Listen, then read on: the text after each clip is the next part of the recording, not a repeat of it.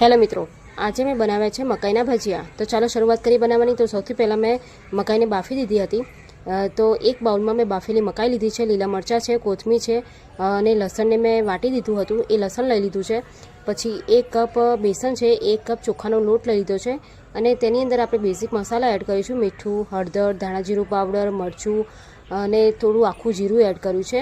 પછી થોડું પાણી એડ કરતા જઈને થોડું જાડું ખીરું તૈયાર કરવાનું છે। અને જો મિત્રો તમને મારી રેસિપીઓ ગમતી હોય તો મારી ચેનલને લાઇક કરો, શેર કરો અને સબસ્ક્રાઈબ કરો। હવે જો થોડું પાણી નાખી મેં આ રીતનું ખીરું તૈયાર કર્યું છે અને પછી એમાં થોડું લીંબુ એડ કરવાનું છે, કેમ કે મકાઈ જે છે કોર્ન એ સ્વીટ હોય છે અને એનો ટેસ્ટ બેલેન્સ કરવા માટે થોડું લીંબુ એડ કરવાનું છે। પછી તેલ ગરમ થઈ જાય એટલે આ રીતે થોડું લઈને આપણે એને ભજીયા બનાવવાના છે અને ક્રિસ્પી થાય ત્યાં સુધી એને તળવાના છે। તો તૈયાર છે મકાઈના ભજીયા।